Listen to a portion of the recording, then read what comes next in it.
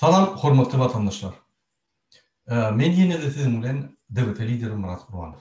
Men şu gepleşigimi siziň soragyňyza jogaplap berjek bolýan.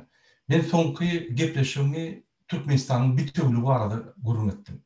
Ine şol ýerde bir topar gyzykly soralar emele geldi. Men şolary siziň bilen ýani diskussiýanyň üstünde seredip geçjek bolýan. Men näçe şu Türkmenistanyň bütünligi barada düşündirdim. Sebebi mana soňky wagtda Türkmenistanyň içinden bir topar adamlar soragy berýär.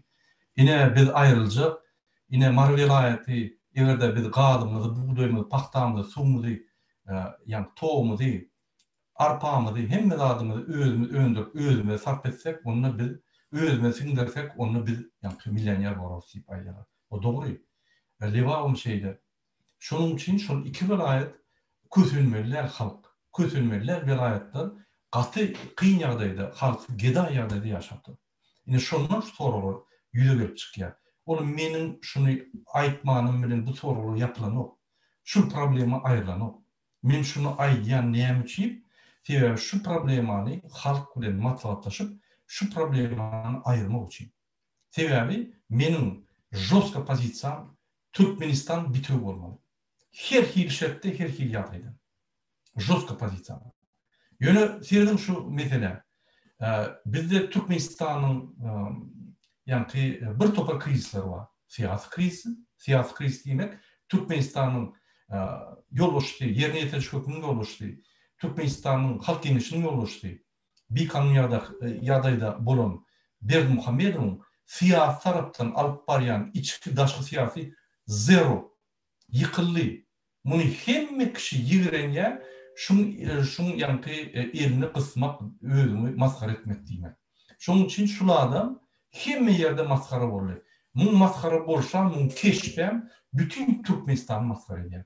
Hemme ýurtda, hemme döwletleriň arasynda bütün dünýä jemgyýetçiligiň öňünde ýani Türkmenistany maskara edýär. Sebebi şol adam şol Türkmenistanyň ýolbaşçysy. Hemmesi gülýän üstüne psikiski ýani pasiýenti. Şonuň üçin şu siyasi kriz bize gelip dur. İkinci iktisadiyet krizi. Özünüz siz nowatda dursaňyz, ýani puluny ýerinden, produktdan ýerinden içinde hemme zat ýatdy. Hemme zat ýatdy, döwlet guruluşy işlenmedi. Ine şu iktisadiyet krizi diýär. Ýa produklar işlenmedi, hiç işlenmedi. Bular näme diýärdi? Ýani newit gazy alyp, paxtanlap satyp, pullaryny heder edip, guruluş edip, öz biznesine girip ýördi. Halk bar ýok, ferden okdy. Pullar az meşhurda gelip başladı, halka az bolup başladı. Şu pul hal maddi ýa-da pete düşdi. Pul az bolup başladı. Ondan meter biz daşından aksy geçýär, içine pul salmady ýaly.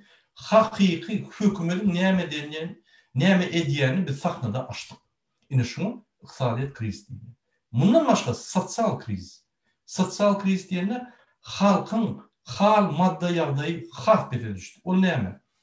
Pensiyalar hak betelli. Hökümetde işleyen adamın aylıkları hak betelli. Küçülse. Häzir pensiya 10 dolar. Aylık 30-35 dolar. Hökümetde kim işlese şol. Siz bilýäňiz, esasy adamlar hökümetde işleýär. Ýa biznes ýören ok, ýani potrotçylyk ýören ok, karhanalary ýören ok, hiç zat ýören ok Türkmenistanyň aýlanyşyk ýok. Diňe ýegenler edýär, ýani aýlanyşyklary başga adamlar hiç zat işlen ok. Ine şonuň üçin esasy adamlar işleýän ýerler hökümet edarlar. Ine şo ýerde kriz ýani olum aýlyk müçberi uruluny ýöne dolar galdy. Ýöne ol haritlaryny diňe manatda ýani hökümet kursundan alanyp. Hökümet magzyňlaryndan barsaň aýa ýöne galan bar zatlar dolaryň bazar kursu onçun. Şonuň üçin hal maddi ýagdaýy has betelli. Öň 23 bolmasa ýa 40 bol ikisi başdy. Şonuň üçin ine şol krizam geldi. Munda şundan täze kriz katastrofa, ýani tehnologik katastrofalar başlady. Ine şoň üstüne de täze bir kriz, döwlet bitigi başlady. Şol üçtan kriz çözülmän ýagdaýynda onu döwlet bitirgen üstüne goşulýar. Ol ýani marlaryň etjek işler ol isleýän döwletde boluljak zat. Haçanla bir problema ýani bol çözülmän ýöne ýani ulap gitse hükman suratda täze bir problemi dörer. Ine şu döwletiň bütünligi. Men şunu näme halka çykarýan şu problemany aýyrmak üçin. Egerde bir ýani halkyň bütünligi, pardon, döwletiň bütünligini ittirjek bolmaly bir çağırdyk şuna. Bir çağırdyk. Gaýtyp tersini şonu galdyryp halk bilen matlatlaşyp Berdimuhammedowa signal berýär. Senin alıp barýan tira parasylyk siýasatyň içinde Aşgabat vilayatyda Bawarak bilen Göktepe professional däl adamlaryny, paraxorluk adamlaryny, diňe sana wepaly adamlary getirip vilayatlara goýun ýagdaýynda şo ýerde hemme ahaly ýylyna, hemme ahal adamlara ýigrenç döredilýär. Sebäbi o baran adamlar ahala pazor etmek aňyrda dursun. Bütün Türkmen halky pazor edýärler. Yerli halky hormat goýman, taala, ýani aýal maşgalary diýip, ondan başga paraxorluk ýerine edip, hemme ogurlap bilen zatlaryny ogurlap öýlerini köşkürip utdurlar. Öz ýani mekanyna, Bawarak bilen ýani Göktepe'de. Bular pikir edýär, öýleri başga bir adada ýerleşýär, Türkmenistan başga bir adada. Başga vilayata baranda hökümet taýlamaly. O näme bolmaly? O näme? Dewlet edýärmi? Ýa-da o apostanyal edýärmi? Diňe prezidentin götürmesi ne edilýär şu zatdan? Şonuň hemmeden arkasyndan prezidentin liçna özü. Şonuň üçin bular aýyp bolanok, şonuň üçin bular zat diýip bolanok, şonuň üçin bular etçe ne edýär? Yerli ýerine. Inni Siriýanyň esasy ýa-da döwlet bütünligi yerli halkyň gahary gelýän zady Aşgabatdan ýadadyk gerek gel, şunu berip bizi hormat edenok aýal gyýlarmada 50 birýär. Bizden para ýa, biz bir zat diýsen katalaş katalyp ýa-da akyp otýar. Ine kim edýär şunu? Biz bir millet, biz bir Türkmen hemmemiz. Biz bir Türkmenistanyň hemmemiz. Biz bütünlüğü saklamaly. Öň Sowet wagtlaryň beýle zat ýokdy. Başga vilayatdan ýa başga döwletden adam gelse, halk bilen den ýatyp, den turup, sadakalaryny, ýani toýlaryny soğup, şol näme bolsa şulum edil öňe degen ýaly bolup, halkyň içinde etberdi. Bular näme? 2 Mercedes öňde Mar vilayatyna. 2 Mercedes ýerine sportivka algan bolýar, halkym orada geday magdyna dur. O ýerde ýaşaýar, haýta adady. Başga planetada ýaşaýar. Ya buların öğüne Berdimuhammedow ýerine parça diýip hasap edýär. Ine şu zatlar ýaktyrylmak üçin, şu zatlar durulmak üçin Berdimuhammedow signal hökmüne şunu men düşünürüm. Egerde şu zatlar düşünmeýän bolsa adamlar, onu düşündürmen şunu çeýnep berýär. Şonuň üçin biz problemaň öňüni almak üçin Berdimuhammedow alyp barýan tiraparlyk siýasaty ine şunu getirjek bolýar. Şonam ýaktylandyrmak üçin adamlarym yerli adamlar şonu düşünür ýaly. Ahalyly hiç wagt Mar vilayat ýa Lewap ýa Daşul ýa Balkana garşylygy ýokdur. Ahalyň özü gözlenip ýör. Şu karamdalardan. Göktepeň we Bawaraň karamdalarından. Prezidentde bul ýaly işleýänler. Göktepe'de de Bawarak'ta da bu adamlar katkı köp. Yani şu ýaly saylanan haramzadalar şu ýerden alıp ýani men oğuzlaşım dakansa basmaly, hiç zatdan gorkma arkamda durýan diýip, ýani şu haramzada beýle haramzada bolmasa da haramzada diýip. Ine şunu ýaktyrylmak üçin bir aýdýar. Şonuň üçin ahalyly ýa-da Marily ýa-da Lewap, Daşul, Balkan hemmemiz kösenýär. Men Aşgabatda öňümizsin. Ahalla öňümizsin. Men size aýdym. Aşgabatda 2 jaýmy ýykyldy. Diňmenki de hemmeniki ýykyldy. Ahalym kösenmi? Mar vilayatynyň jaýlary ýykylmady ahalym ýaly. Ýadymda men geçip durdum. Ine men öýmede men aýyp zordan ýetişdim. Beýle köýlerde aýladan traktor ýalyp şeýle televizor atylýardy daşyma. Adamlar öýüne intek çykyp ýetişen okdy. Şol ýaly karandarlar adamlaryň ýani ýaly öýlerini külütdiler. Ine şaşkın. Marda ýok olaýar. Ýa-da wagty bolmaz olaýar. Ahalydan gatky kösünýär. Kösünü hem ýatyr. Şonuň üçin haramdadary hemme vilayatda bar. Ýöne şu haramdadara ýol berýän bir haramdada bar. Onuň adam Berdimuhammedow. Ine şonuň üçin tira bazlyk dörýär. Şonuň üçin şular baran ýerine pikir edýär. Ýani Marie Le Pen, Daşoz, Balkan bular iki sort adam. Ine bizi arkamda prezident ol. Sizin prezidentiniz ikinci sort adam. Bütün halk iň bir halk döwleti dolandyrýan adam şoň ikinci sortu var. Iň haramzada şu sizin prezidentiniz şu. Ne şu haramzadalar o. Şoň üçin Mar vilayeti, Lewap vilayetinin illerini iratına düşünürüm. Bir devlete toparıyor. Demokrasiya, genleşin hem ağlarları devletin bitürlüğü için. Bir karşı devleti bölmeyene ya da devletini yitirmeyene. Yönü Berdi Muhammedov'un alıp barayan içki siyaseti tiraparçılık şunu eksploatıyor. Bir katı doğru düşünüyorsun. 1 yıl yaxşı, 2 yıl yaxşı, 5 yıl yaxşı, 10 yıl yaxşı, 16-njy yıl şonu. Şunu tutmalı. Bu näme diye? Bu dine vilayetlerde de ne oluyor? Seyredim. Minister MHM işleri, hoplu ministrler. Öz kardeşi Anlayev. Minister, İçeri İşler Ministeri, öz kardeşi Çakkiyev. Gen prokuratura Atayev, öz kardeşi. Hopsuluk Genleşim sekreteri, öz kardeşi. Meclis, öz kardeşi. Ölen hopluluk, yani genleşim yol açtı. Hem yerde öz kardeşlerini bulup çıktı. Devlet yok. Niye de hayfı devlette şuraya var. Yine Putin'e diktatör diye. Şonla yok şu datlar. O öz dostları oynuyor, kardeşini koymadı. Özbekistan ya Kazakistan buraya zat yok içeride. Demirlik Kore'yi de yok buraya. Yine bizde devlet yok. Häzir devlet bitürlüğü gitýär diýsem, eýem devlet bitürlüğü näme takdy? Devlet sisteminde devlet kuruluşy, devlet kuruluşundan soň halk saklıyor. Ne şuna hemmede devlet bitürlüğü. Indi devlet kuruluşy ýok. Ýa bu individual karhana ýa-ni tawşydy Türkmenistany. Siz ministerler, polis kalıp halkın arkasında durur, KNB kalıp, MHM kalıp arkasında durur deyip pikir edemem. Ne minister, ne zam ministerler durmaz. Bular yani vepalı olup şu haramların son kulunu çelişler. Kim durup biler? Ortak ofislerler. Halktan çıkan adamlar durup biler. Aşağıda pastavoylu durup biler. O köçüde ailenin polis yetkini durup biler. Yönü yokorları durmaz.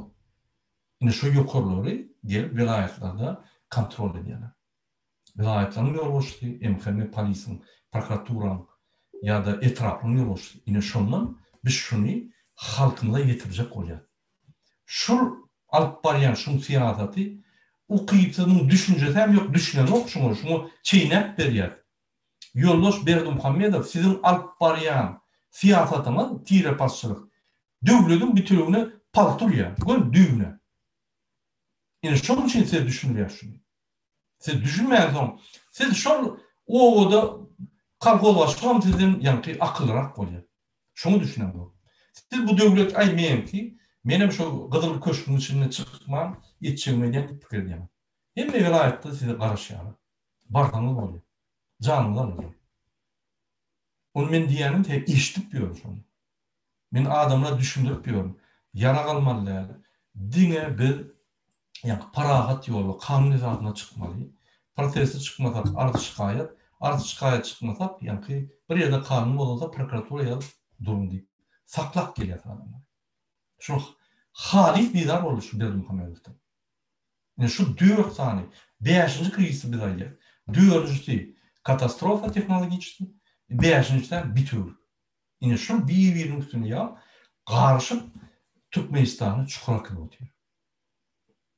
Yani şunu da aytmak için yani size ben son çıkışımda düşünürdüm. Biz bu mesele katı hukuklu bizim yani devletimizde, bizim halkımızda yönü bu meselenin hukuklu ediyen Berdi Muhammedov köp zatlar hukuklu etkiliyor. Öz halkının hopyadaydı saklaya daşından, öz halkının içine hopyadaydı saklaya. Bu dine özüm diye. Dine öz kardeşlerim diye. Başka da adı bu gözüne görünen o. Ukuyam yok yani hem medatlar çözüp oturup halkının üstürü yani kıyısından çıkarıyor. Ne şunun için ayyan. Haçanla, mesela için siz egerde yaramasaňyz, hemme ýeriňiz agyrýan bolsa, Sökman suratda ýa-ni doktor ýülenýär. Lukmanyň iň güýçlüsine ýülenýär, ýa-ni sizi nemetmek üçin. Siz şo ýerde gadal kagdam bolma, ýa palça kagdam bol, maňa kömek et, ine men yaramok meni çykar şu ýarysy. Ýok. Siz lukmany edersiň. Palça da ederdiňiz, ol bolmady, ýene de lukmanyň ýanyna edersiň. Ýene lukmany sizi çykarýar. Ine şu ýaly problemada politik problematyna politiklara ýönerilmeli. Ine biz politik hökümne size düşünýär şunu. Politik tehnologlar, politik ekspertler, politikler size düşünýär. Ine şoň üçin politik partiýalar gerek, politikler gerek. Size şu dolandıryan hükümünün nira varýanyny düşünýär üçin. Siz bolsa palça diýen döwlet baýhan ýaly adamlar, ýa onuň ýaly, munyň ýaly, ýa-da Berdimuhammedow diýen, o näme Berdimuhammedow? Döwlet dolandyrýan, näme olatdy? O ne diye şu temine näme goýuş onu diye. Ine şoň üçin biz politik hökümne şu zatlaryň öňüni aljak bolup, öňüne çydaý diýip. Siýasat bolmaly şu ýerde. Biz Berdimuhammedow aýyrmasak döwletim bitirýär. Ine şu signallar men eşitip durun hem ýerde. Lewapdan çykýar. İçinde daşynma, mardan çykýar. İçinde häzir marda has güýçlü gitdi şoň. Öňe maýdylyk gelýär ýöne problemalar çözülmeýän soň. Mundan beter, ýa-ni problemalar üstüne minen soň, ine şu netije gelip oturýar. Indi maňa bir soraw berýär. Siz näme gurrun edýäňiz? Ýylar protesta çykyp bilen ok, näme mar vilayatda aýrylar öýdýäňmi ýa-da şunu bütünlüğün bolup Türkmenistanyň bütünlüğüne garşy hereket edýäňmi? Bir daha ýalňyşma. İki problema durulýar. Birinji problema.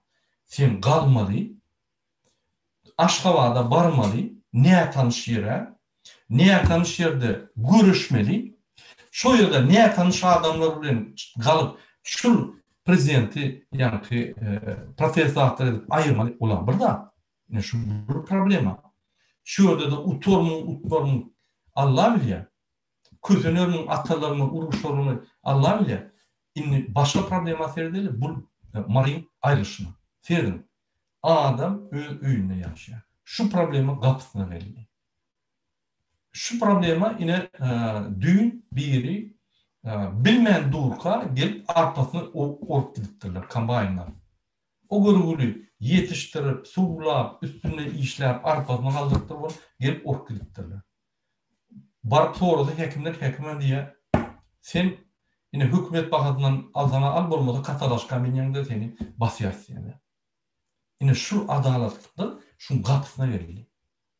Ine şu gapysynyň naky. Bul öz gapysyna, öz öýüniň ýerine çykýan galary, ýa-ni arpalary, buğdoylary, paxtalary, hemme topragyndan çykýan zatlary gidýärler, bu ýola gedaýçylykda ýaşaýar. Ine şuň görüşýän ýeri belli, gorýan topragy belli, gorajak topragy, uruşak ýeri belli, Aşgabatda görä. İkinji kim bilen uruşýar? Goňşulary bilen birleşýär. Olar ömrü ötenden bäri tanýar şu ýerde. Pakalenya gelip oturýar. Olar birleşmek 2 minut. Olaryň şo guralady bar. Olaryň şo problematy bar. Şunu birleşip, ine şunu aýryşyp bilýär. O birinji protesta çykyp prezident döwlete, ýa-ni azat etmek bol bir uly ölçüde bir iş. Ine şu iş gatamsa we munyň üçin adalatlygy talap edýär. İkinji öz topragyny gorýar. Ine şoň üçin şoňa bol şol adam gaty çatmakda gelýär. Ine şo hukmy bil düşünýär. Şoň üçin şunu etmek üçin bu politik bolmak gerek. Bu öz topragyny gorýar. Aşgabatlylardan, ahyllardan ýa beýliklerden. Şoň üçin bu galar. Haçanlar bir daş ýerde Aşgabatda özüň bilmeýän ýerde, ýa-ni territoriýany tanamaýan ýerinde tanamaýan adamlaryň galmak we onu da o ýerde tutup, o ýerde közenýärsiň. Bäde tutulýan, bäde közenýän ine dogum garyndaşyň bar, dostlaryň bar, sam kömek bilen. İki problema durýar. Şoň üçin şu ýerde ikinji problemy da garçak ýalda galar. Ine şoň tutjak bolup, ýa saklajak bolup biz de düşünýärdik. Şoň üçin biz şunu näçip aýtdyk, sebäbi ine düýüş strategiýasy bar Berdimuhammedowyň. Bu näme diýär? Bu men göremo, şonu ýok edin diýip, ýani repressiwni aparatlaryny sürýän hukuk gorayan gurumlar da hukuku bozayan gurumlar. Polis, MHM, prokuratura, sudlar döktürýär. Yani bular batış edýärde problemany çözmän, mundan beter ýani galdyrýarlar da bular kellesini döwüşýäli gumagalyp men hiç zat görmedim, eşitmedim. Galdyrýar da ýani tanıt edip aýdym çapyr hemme zat gülýärdi.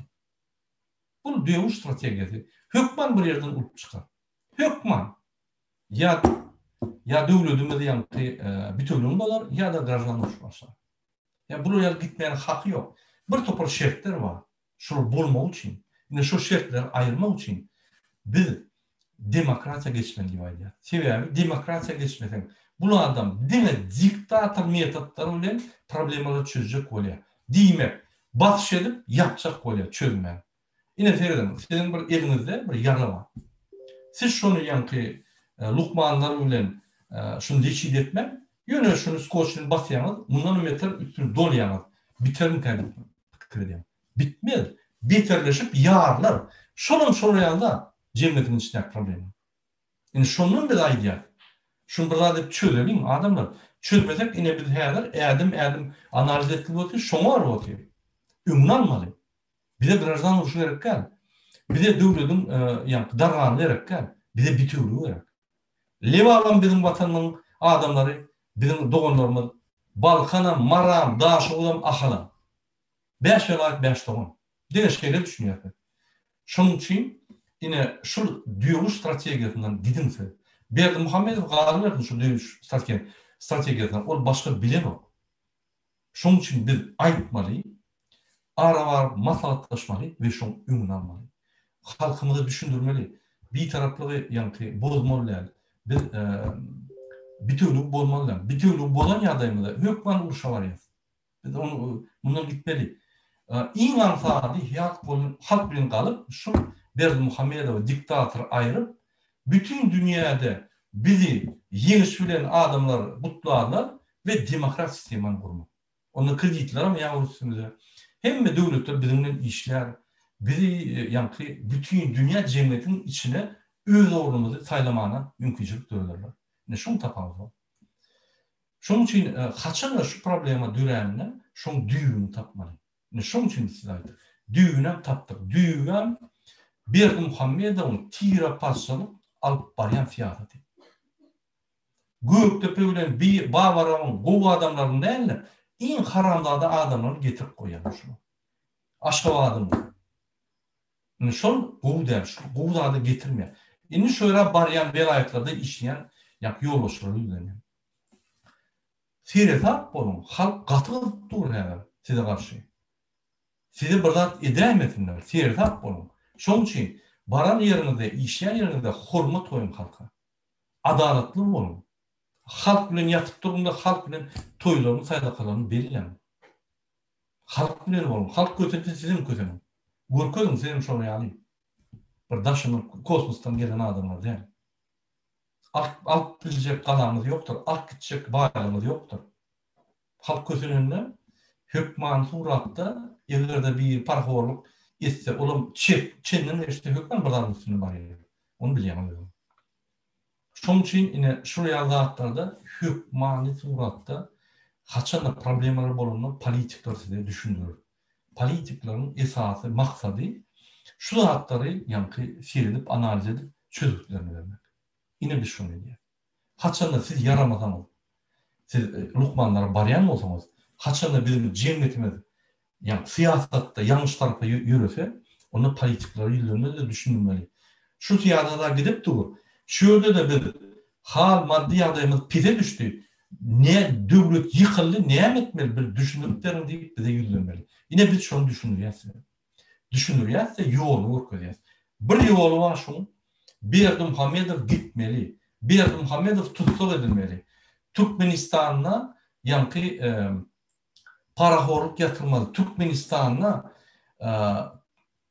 yankı maşgala upravlenyası yatırılmalı. Türkmenistan konstitusiya var. Berdimuhammedow sizin hakkınız yok. MHM'nin yolbaşçısını öz garnaşyny oýmana, polisiň yolbaşçysını öz garnaşyny oýmana, prokuraturyň yolbaşçysını öz garnaşyny oýmana, hukuk geňeşiň yolbaşçysını öz garnaşyny oýmana, mejlisin yolbaşçysını öz garnaşyny oýmana, yolbaşçy bolup, prezident bolup, şu wagtdan parlamentiň yolbaşçysy bolup, ýani halk geňeşiň yolbaşçysy bolmak, halk maslahatynyň. On hemme zat bikanyň. Hiç ýerde ýok şol. Siz Türkmenistan döwlet gurulşyny individual предприятие öwrüňiz, kuz kerhana. Size konstitusiya ýören oýan. Sizin ýegenleriniz konstitusiýanyň üstünde, siz ýaly. Ine şu jenaýat işler. Diňe şoň üçin ömürlük basmalydy. Ine biz şonu halkymyza düşünüp gelýär. Biz gaty çat ýagdaýda Berdi Muhammedow tutsak edip türmäge basmaly. Ýani kadetden geçirip prosedurary hormat goýup, oňam adwokatyna hormat goýup, özüne hormat goýmasa. Biz demokratik sistemany etmeli. Biz demokratik gymmatlyklary öňe goýmaly. Biz adamyň haklaryny, kanunyny öňe goýmaly. Ine şunu demokratik sistema diýär. Biz açyk saýlawlaryny etmeli. Biz hemme vilayetler deňiz türkmeli. Birden-bir vilayet öňe gidýän bolsa, egerde ukyply bolsa gitsin öňe. Onda ýyzak alýany kömürtmeli. Häzir Aşgabat hemme zat gülýär, hemme zat gowy ýöne Aşgabatyň içindäki ýaşaýan adamlar hal maddi ýagdaýy hakbes. O näme gerek bolatdyr? Adam jany, adam hemme zatdan gymmatlydyr. Şoň üçin o burulýan zatlaryň bahasy nol. Eger adamyň hal maddi ýagdaýy erlet bolsa. Şoň üçin biz Berdi Muhammedow üçin gurulýan şu ýanky milli lider şunu öwmek üçin, şundan kult ýasamak üçin gurulýan zatlar bize halka hakyky hal maddi ýagdaýyny galdyrmak ýagdaýlary. Ine şu siýasat demokratik sistemasy. Biz üsün siyasi sistemalary, üsün cemiyet sistemalary, üsün ykdysady sistemalary ulanmaly Ýewropa. Näme Ýewropa? Täsiri maşina, samolyotlar hem de Ýewropadan çykýar, iň ösün. Diýmek olaň guruluş sistemadan, döwlet guruluş sistemasy ösün, diýmek olaň siýasaty ösün, diýmek olaň ykdysady sistemasy ösün, diýmek olaň ýani cemiyet sistemasy ösün. Näme biz almaly? Näme biz Mercedeslerden ýa samolyotlardan ýa ýöneş olaň ýani sistemalardan almaly? Sebäbi şu sistemalar bar bolansoň, olaň killesinde azatlyk bar bolansoň, olaň pikirleri azat bolansoň, şu zatlar oýlap tap ýaşaýar. Bolmasa biz ýani spiýsiň ýerinde, iň soňky döwlet ýaly şonuň ýerinden çörek üçin alınmaly adamlar bolýar. Ine bolundur. Bilimler ýok, azatlyk ýok, azat pikirleri ýok, azat metbuat ýok. Hemme zat ýapyk bagly, şirketler ýapyk, azat ýani bir vilayatyň beýlik vilayata geçmek ýok. O näme? Niye var yapıyor? Näme Sovet Soýuzynyň bu ýagat ýokdy? Biz näme geldik? O ýyllar bir topar ýemişler adamlyk altına atır diýdi, ýene bolat diýdi, ýene bolat diýdi. İksany ýalançy adamlar diňler. Niye geldik biz? Tupiýe geldik men aýdaýyn. Mundan beter tupik. Döwlet bitewligi ýykylyp gidýär. Boldy. Mundan beter biz şoň limitine gelip häzir dişik geçek bolupdy. Indi şonu biz düşünjek. Şoň üçin problemaň düýbi milletparçylyk, problemaň düýbi Berdi Muhammedowyň maşgaly biznesi, huzur kerhanasy, döwlet gurulşy dol ýykyldy, döwlet sistemasy dol ýykyldy, diňe maşgaly sistemasyny galdyryp, ýani şu parçalar bar. Ine düýbi problema. Indi men ýene bir soraga jogap berýän. Ýani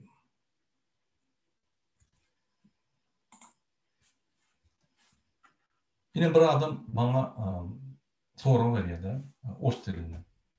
Если вы такой заядлый активист и страдали за свою родину Туркменистан, то почему до сих пор за кордоном? Хотите помочь без крови? Добивайтесь на всемирной арене правосудия, стучите в двери всех организаций, звоните во все колокола, делайте это с удорожным сердцем, беспокоясь за жизнь каждого гражданина в ТМ. Вот тогда я вам лично руку пожму. А так вы всего лишь вызываете Вам, мне, к сожалению, вы полный обман, bir topa. Yine vuruyorduk aydiyan. Şul adam bıyıtmana karışıyor. Bu adam benim bıyıtmın hakmını, hükmünü görüyor. Benim alıp barayan işim politik hükmünden. Köp hatlar yani köp bütün dünya cemiyet kurumlarını buluşup düşündürüp Türkmenistan'ın yanında. Bizim vatandaşlarımız bilen Türkmenistan'ın içinde buluş düşündürüp köp betbaxçılıklardan şuları yani saklap buları yani kanun izahını arkada oturuyor. Onun dışından daşından adamlar, onun dışından bir beyleki partiyalar yani demokratik genişliğini işleyecek. Onun dışından aktivistler var. Bir toparlığa dediğim. Yine bu adam neyme diye? Şunum yeterlikte sen oturun yerinde daşınla yani teyip edip oturuyorsun. Yine sen hem medadı edip şu yerde yenip şu yerde yani adamın yanına varıp bütün dünya cemiyetlerinin yanına varıp şolar batış edip prezident çalışmalı diye. Yani ben şolar adama cevap veriyorum. Siz hayat planetede yaşayan. Neyemçi başka biri ya Amerika'da ya Avrupa'da gelip Türkmenistan'ın yadayını çöp vermeli. Bizim halkımız ölçülmüş şu problemi. Haçan sizin öyünüzde problemi oldu, maşkalarınızda. Neyemçi başka dövlüdün adamı, mesela için Kazakistan'ın, Özbekistan'ın gelip, başka bir maşkalan adamı gelip, başka bir nasyonalistin, Özbek ya Kazak ya Rus ya Amerikan ya Avrupalı gelip, sen maşkalanı için problem oluşuyor. Logika yok. Şunun için Türkmenistan'ın içinin problemi değil. Her bir Türkmen grajdanın problemi. Biz şunu çözmeli. Bir topar adam şu problemadan çekilip, ay yok la men cemiyetim hoşlamak, bana vatan erekka, men yankı politika hoşlamak, men dine Türkmenistan'dan burada oğurlabilsem ya bizde bilsem ya gideceğimi görsem boldu, men maşkalanma etmeli. Bunlar ne diye? Yankı siz görüyorsunuz. Belka в колесе deyip yani bir teker var şuraya. İçine belka salyanı bunu yönü ılgap ediyor. Ne şuraya ne diyor? Bunu kazanya yitiriyor hem bunu. Ya kazanya daşını hem mi Türkmenistan'da botuyor. Türkmenistan ya çukuru çümeni hem mi gidiyor setem çıkan o çukuru. Yine men size hödür yandan şunu durulunla içine girip şunu düzüyor. İçi daşının adamlar konu etmeli. Tersine değil. Daşının adamlar içine hüküm etmeliler. Türkmenistan'ın bağlı, Türkmenistan'ın kurulacak sistematı, beylik sistemalardan güçlü var. Biz içinde katı bağ yaşat hemen. Biz içinde ulu teknolojiler, ulu bilimler alıp, biz regionda en özel devlet oluruz. Biz daşına Türkmenler hüküm etmeli. Tersine değil. Daşına bulur, ölüp, gul olup işler, içindeki gulum değil, gullunun pes. Ne şu gullunun pes adamlar kömür ediyor. Onu biz niye var? Şudur şunu gitsek, biz niye var? Ne şunun için, ben her vaktim ayıp geliyor. Berdimuhamedov, ulu güçlü kriz vakti kıyımlı dileyen adam değil. Bunun ne okuyu var, ne bunun tecrübeti var, ne bunun bilimi var, ne bunun kadrları var. Şunu düzdür yani. Kavak yolu tupoyum olsa kaptanına kadrlar var, bunu alıp çıkıyor. Onun şu 4 tane şartının hiç kaydı yok. O zaman şuna karışmak, özünü ağlamak değilim. Yine şunun için bize düşündürüyor. Karışmak, her geçen gün bizim baktı durmuşumuzun bir gününü uğurladı bu oluyor. Yine şunu ben, yani geçen yaklaşımda size ayttım. Son sözlerim vardır. Biz dini halkımızı yitiremde o, evde dım otursak. Biz vatanımızın bütünlüğünü yitiriyoruz. Biz hükmanı uğrakta Berdimuhamedov'u ayırmalıyız. Men neymiş pervalık Berdimuhamedov? Sebebi şunu adam yerine yetiriş hükümetin yoluşluk vazifesini uğurladı. Şunu adam halk genişinin yani halk maslahatının yoluşluğun vazifesini uğurladı. Bunu uğurlak geliyor. Eğer şu yerde bulmadık olsa, şu yerde Amanov olan olsa ben Amanov diyerdim. Şu yerde eğer de şuraya bir haramda adam olsa şunun adına ederdim. Şunu adam ben aytdım bir katsa da dille bir tama bizim halkımız saldı karanlık tama kapısından yaktı öğlen daşında. Her yerde var diyor. Ine bizden çıkıp bilen. Olum näme? Bir kapıdır da. Kapı çekten açılıyor. Ine şu lerdemi biz aygıt lerdemi geç bilmän kösünüp biler. Şonuň üçin häzir 25 mayda Türkmenistana bir topar döwletlerin ýolbaşçylary bar ya. Siz öz problemany aýtmaly. Ýollary ýapyk aýtmaly. Konvertasiýa ýok aýtmaly. Talipler ağaç otur daşınlar, yanatalar aýtmaly. İçinde daýhalan buğdoyunu burk gidiyorlar bir soru. Ol uğurluk değil ya ona. Sen mailleňe ya sen potrotuňa gelip hemme zatlar süpürk isterler, ol uğurluk değil ya. Siz prokuratura vermeli şu adamlar. Tebäk siz şonu öndürün, siz şonu hatırını almaly. Sizden barıp şonu ýanky hatyra goşundy bolsa goşundyň ýanky öz meşhuryny bermeli şonu. Boldy. Siz bir adam çözmeli. O kanun var, konstitusiýa var. Egerde häkim şonu bolýan bolsa, egerde şo ýerde emhemen ýolbaşçy, polisiýanyň ýolbaşçy şonu bolýan bolsa, bu adamlar hukuk gorayan adamlar diýär. Hukuky bozýan adamlar şolary arrest etmeli. Onu bir narodna milisiýa diýip halk polisiýasyny döretmeli, şolary tutsa bile türmeye atmaly. Başka naçy ýok.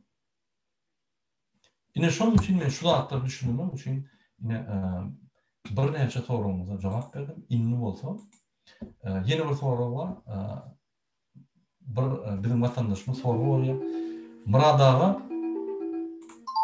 Muradaga eger halk ayağa kalsa Putin kömegi gelermi diýip. Adamlar Rosgvardiýasyny urudarmy? Belarusyda ýa şu barada öz pikirini düşünürdim, aýtsaň. Halk ayağa kalsa hiç kim öňünde durmaz. Putin'e mi vermeli? Biz Belarusya'dan birinciden. Belarusya'da öňüme aýyp gelýän 30% halky Lukashenka'ny bolýar. Türkmenistan'da 100% halk Berdimuhamedow'a garşy. Şertler durly. Putin idiot däl. Hiç kim golamayan prezidenti baryp gorar ýaly. O idiot däl. Näçip? Şol goran ýanda hökman grazny uruşturýar. Türkmenler galar. Onu Rusya Türkmenistan'ın karşılığıyla. Rusya'nın her sanksiyada bir topar problematı var. Putin bütün dünya üstüne söküp geliyor. Ondan metre sökmüş gerek ya şunu. Giyinmeye için. Rosgvardiyadan mı uğratmaya? Yöne kaçanla 100 adam, 200 adam yaralanıp kalaysa onu iyi verir. Onunla iki devletin arasında şefnama var. Yani hopluluk var da yine şu terörist yer, yine yaralı kalırlar. Onunla bu Rosgvardiyanı uğrat bilir. Yöne halk müngläp kalan ýagdaýynda ona bular ýalat bolmaz. Şonuň üçin bular deňişlik bolmaýar. Ine şu siziň soruňyza jogap berdim. Indi men YouTube'dan gelen soruňyza jogap berjek. Murada salam, ýurduň içinde her welaýatdaky we Aşgabat şäheriniň adamlar ayagy galdyryp gahar gadabyny özüňiz konstitusiýaň haklarynyň sorma wagt boldy. Gasy dogry diýär. Bizim konstitusiyon haklarını sormana wagt boldy geçti. 30 ýylda ýemişdi. Biz şonu düýün etmelidik. Galmaly. Käbirler diýär biz gizliň görüşmek, biz açyk görüşmek. Gizliň görüşmek biz terörist ederler. Biz açyk etmeli hemmäli. Ýöne biz bir bolup etmeliler. Biz halk bolup etmeli. Şonuň üçin şunkuny biz informasiýon söwüş etmeli. O diýmek näme? Hemme çykyşlary yani Imo'dan, WhatsApp'tan hemme sosyal urgunlardan uğratmalı. Sebäbi biz Berdimuhamedowy hemme sosyal urgunlarına karşı koymalı. Onu bu öňküýäli, yani düýün strategiýasyny unutup bilmeýär. Näçe?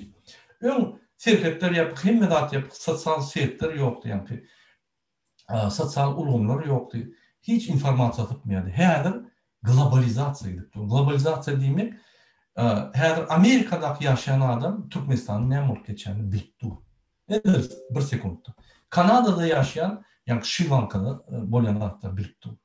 Häzir informasiýa gatşalyp gelip başlady. Indi gillep bolmaýar. Diktatorlar bir-birinden ýykylyp başlady. Ol diňe Türkmenistan hemme ýerde. Görürsüňiz, bir şol geljek bir 3-4 ýyllykda bir topar diktator aldylar Türkmenistanyň. Sebäbi globalizasiýa bolunma diňe ykdysadyatlar boşlanyp, içiniň sosial urgunlary, içiniň informasiýalary hemme zat goşulyp gidýär. Sen Öz döwletini ýa-ni ýapyp saklanyp dursaň, onda sen ykdysadiyetde de insan bolarsyň. Ýa-ni krize girersiň bizimki ýaly. Sen syýasatda da soňky bolarsyň. Ýa-ni ýaly bizimki ýaly krize girersiň, syýasat krize we sosial krize girersiň. Ine bolup durýar. Şu ýapyklygyndan şu açyk bolan bolsa, adamlar gelip gidýän bolsa investisiýalar gelerdi. Ýa-ni dünýä pullar Türkmenistana gelerdi. Näçe gelen? Her kim gorkýan goýmaly. Sebäbi o ýerde kanun işlenýär. Näçe pullar bolsun? Näçe öz pullaryny işletsin? Näçe Türkmenistany hemmeler türkmenleriň ýa-ni wajy diýen nokta, investisiýalar nokta. Öz türkmenler. Sebäbi kanun işlenýär. İstär wagtyňyz size elinizden atdy. Hemmeler. Şonuň üçin ine Türkmenistan bir kanun ýagdaýda durundurypdyr we kanunlar işledenoklar. İndik sonra Davut Türkmeniyede soranmasa Murat Kurbanov, Murat Kıdırov arada bir çıkışında Murat Kurbanov ayın sonuna gelip oturup atçot verirdi. Ho atçot taýalama oturup bu torda biz hökman verir. Ne dip bolsa üstüne işlepdi. İndik sonra Recep Ahmedov ýa-da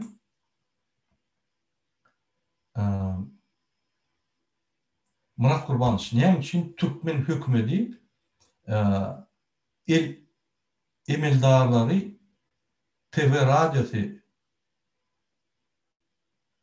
başy internet intelligensiýalary sportçulary barçy real durmuşda ýaşanoklar we umuman halkyň real meselesini agzyny alanoklar. Gaty bolup soraw şu. Menem şoň üstünde ýa-ni köp pikir etdim. Näçe özüne bagşy diýenler, özüne sportsmen diýenler, özüne ýa-ni döwleti bütün dünya arenalarda tanıdýanlar näçe döwletiň içinde problemlaryny aýdanyp. Menem şunu özüme köp soraw berýär. Gaty doğrusu. Men saýdym näçe? Ya şu adamlar pikir edýär, men döwleti öwýän, ösdürýän, men döwlete awra berýän. Yok. Tersine. Siz döwleti ösdürüp ýa-ni nime diýenler sen rejime awra berýän. Türkmenistanyň rejimini alýar. Türkmen halkyna ine verir. Bir ýer çempion boldy Amerikada. Mysal üçin MMA diýilýär beýlik. Hiç Türkmen halkyna peýda ýok. Olar böküp çykdy arkadaş şohrat diýip. Kime şohrat? Türkmenistan prezidenti. Halkynda näme şohrat? Hiç. Egerde şol adam hem çıkış etti, hem bütün dünya cemiyeti şunu seyredýär-de aýtsa, "Hawa, men Türkmenistanda ýaşaýan, Türkmenistanda sport şertleri şeýle kyn ýagdaýda men şunu ünsürme zat diýen bolsa, onda bu halk bilen boldy. Halkyň problemasy bilen ýaşardy. Bu başga bir ýa-ni başga bir adada ýaşaýan ýaly, bunu görmejek bolýar şu problemler. Näçe? Ýeti soň rejimden işlemeli, rejime izlenmeli, rejim şunu kömek edýär, golýar. Ýeti minister sporta barmaly, ýeni wagt. Şoň üçin bähwitler bolýar. Şoň üçin näçe? Onun pozisiýasy şeýle. Men şu pozisiýany goýlanyp, men şonu ýalňyş diýip pikir edýän. Mümkin olar düşünýänler, şoň üçin olar düşündirmeli. Olar bilen görüşmeli. Ine bir topar benim mysal üçin bagşlanyp bar. Mysal üçin Akş saparyna gatnaşýan. Bize bir garnaşam otdy bir tarapdan. Ýöne oň bir soňky wagt edýän zatlar. Şonuň ruhtadan ýykyldy. Şoňa ýa-ni syýlan hormadym pesendi. Gynasat şu durmuşda bolýan zatlar. Şoň üçin biz halkymyza düşündirmeli şunu. Halkyň roly birinji şol Berdimuhammedow ýaly ukypsy adamlar öňe sürmeli. İkinci roly şular özü ogurlap öňe çykan ýagdaýynda şular aýyrmaly. Ine şoň üçin protestler, mitingler, arşykaýatlar öňe sürülip halka aýtmaly. Men Berdimuhammedow öýdüňem, size bir zat edeyim. Ine konstitusiýanyň esasyna mitingler, protestler hiç saglasowaniýa bolmadan etmeli hökümler ýa-ni aýdýan şular näme çyp edilýär? Halk ol bir energiýa. Siz şoňa ýaşamany bermän, şoň erwet energiýasy galýar. Şunu siz ýa-ni çykartyp kömek etmeseňiz, manifestasiýa, protestlarda şu energiýa ýa-ni urup gizlin ýöne bir günden işimiz bolar. Bir güne galarlar da atışıp uruşup senin işini görür. Sen bu enerji bir yer çıkar. Hökmantı uğrattı. Şul enerjani yuvaş-yuvaştan yani elbet enerjani petelip o diýmek yani manifestasiya, protestler olsat berip buların guruluşup bunun açık problemlerini çözüp elimizden gelýän zatlar serhetler açmak, ýollar açmak o sözüne bitýär. Ama bir ykdysadyýata garşmanda beýleki döwletler hemmeti açdy. Ýapyk döwlet ýok. Şunu ine şuraya etmeseňiz, şunu ýygnanyp birleşip bir partlar bolyp saklapdylar. Hiç kim saklanmadı. Yani şu katı hoplular biz şun öňüne almak için şu görüşü yani adamlar düşünüp gelip oturuyor. Belelerde adamları yani o da açık kolumuza kızdıracak olan başka olurlardı. Biz düşünüp geliyor.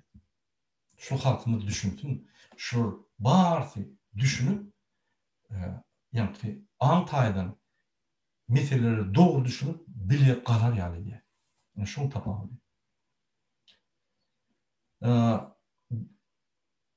Genzeman Bahtiyar Murat Kurbanov köpümüzün zagran pasportlamız vaqt doldy. Mira näme ýagdaýda möhür bastyrmady. Ýurtdan çykmak üçin. Meselen Russiýadan, Türkiýeden çykmak üçin. Bu pasportlamaz bu turum bolsa, möhürdi geçen bolsa, birinji bilen ýerde daşarypda bolsaňyz, ol ilçhana esasen konsulsanyň iň mejbur we esasy işi. Eger şonu etmese, onu diýmek konsulsany yapmaly. Ine şonuň üçin siz maňa ýazyn. Men size hemme konvensiýanyň konsulsanyň ýani döwletleriň arasynda konvensiýa we konsulsany pasportlaryň arasynda ine şoň artiklaryna ýüzlenip siz Russiýada bolsaňyz, rossiýski media ýazmaly, Türkiýede bolsaňyz, Türk'ün inosanly daşy işler ministrine ýazmaly. Ine olar konsula mecbur etdiler ya da şonu kok koyuyorlar. Sebäbi ol konvensiýany bozýan.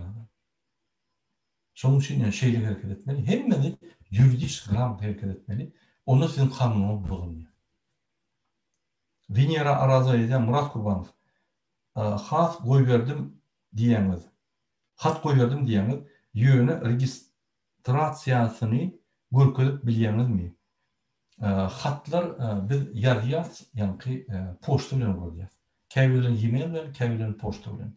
Ine mysal üçin biz Türkmenistanyň OBSE-siň wekili barda men 13 sany sonra goýdum. OBSE-niň howpsuzlyk, içi howpsuzlyk ýani komitetine, OBSE-niň ýolbaşçysyna, Warşawski bölümine we şo ýerde ornatmalar bar. Her ornatmalara ýazdym. Ondan başka da Europarlament ýolbaşçysyna ýazdym, Europarlamentin komisiýalaryna ýazdym. Ofitsialny poçtan sunuyorum. O adam işlem etdi. O möhürdi doğru gaýdyp şonu ýa-ni almadylar, o adam aýrdylar. Sebäbi men şöyle ýazdım.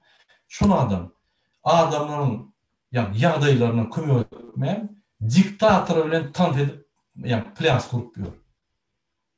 Şu hatlar biz beýan etdik, ine şu hatlaryň netijeleri. Käýerlerde registrasiýa alýas, käýerlerde iýerenede biz ýa-ni ýürüýti hat iýerenede talonçyk alýas. Şol haçanla bark gelse şöyle talonçyk gelýär. Şuraya ne diýäs? Kaplan Jaguar Murat Daşyurtdaky baranlar karantinada nähil ýagdaýda seretýärler. Med uslugy nähil ýagdaýda hiç kim bilmeýär, şu wagtda çeni hiç hili bu temadan aýdylmady. Daşyurtda karantinada nähil ýagdaýda seretýärler. Serdim. Men indi Ýewropanyň ýagdaýyny aýdaýyn. Şu ýagdaý ideal ýagdaý. Ýöne şu ýagdaý takminan hemme döwletlerde bar. Nähil indi serdim. Karantin mysal üçin şu 20-20 başlap çykyp bolanokdaşar. O diýmek, eger seni köçede saklasalar, jandarm ýa-da polisiýesk saklaýar da sana düşünürler ýa. Bolýa bagyşlandyk diýende sen ýa-ni öýüňe diýen. Ol senin üçin gerek, ol jandarm üçin gerek. Sen başga adamlar howpa salýan we sen özüň howpa salyp, öz öýüňe ýa-ni virus getip bilýän we bar maşgalan kesenip bilýän. Ol bir. İkinci, ine men netip bolsa, ertir birinji vaksinany alýan Pfizer vaksinasy. Netip bolsa. Ol internetde ýazylýan, sana wagt berilýän, gidýän, urdurýan, gelýän. Boldy. Onun üçin meniň strahowkam var, ömürlük strahowkam var.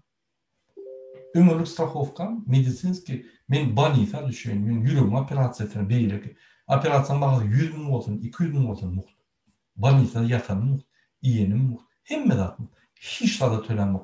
Ne dermanı, ne operasiýa gowunan gowus edýär. Ýani wraçlar.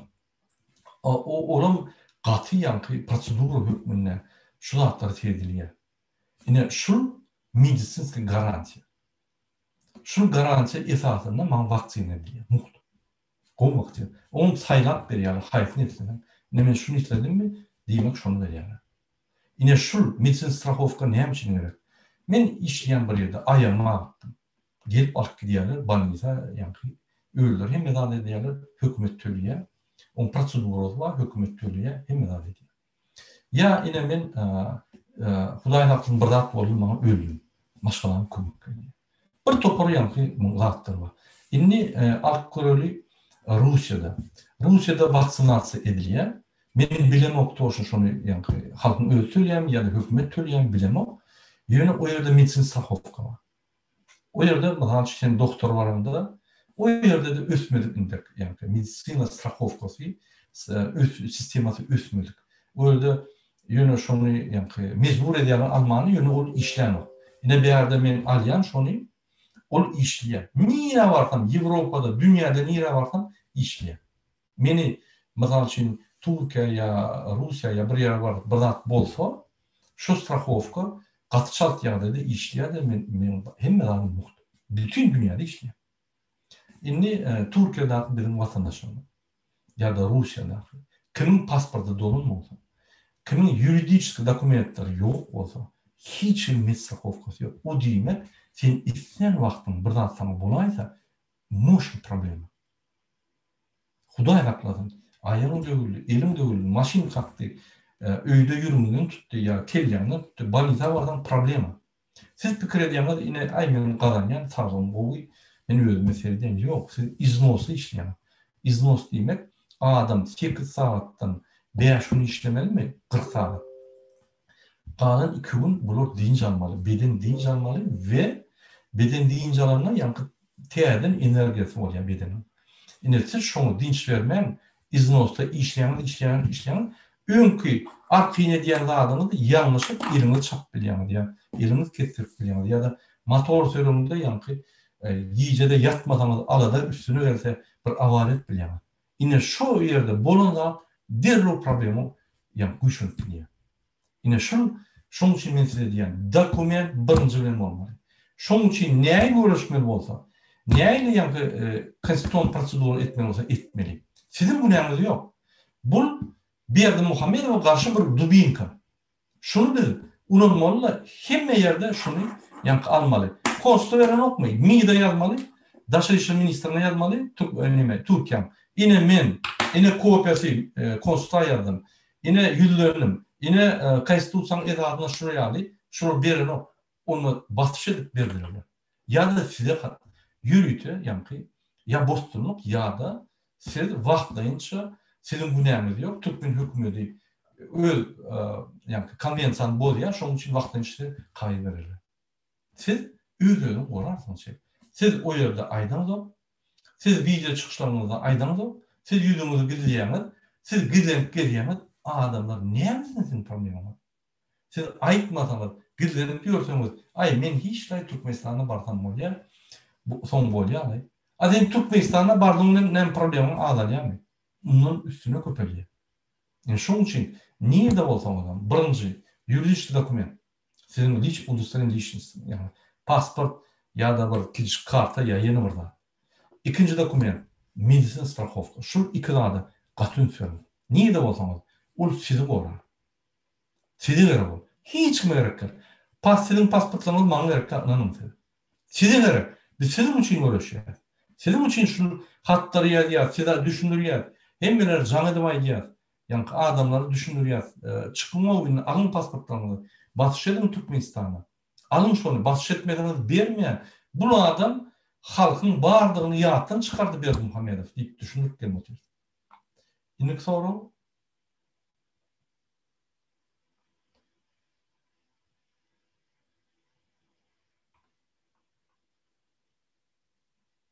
Yine adi yok ya diye Salam Muradağa Haram Oli'nin Haramdağın propagandası Cemal Saparova 18 May'da çıkış edip arkadağımız Dine Türkmenistan'ın değer eğitim dünya kahramanıdır deydi. Şu manyak hakkında sizin fikriniz.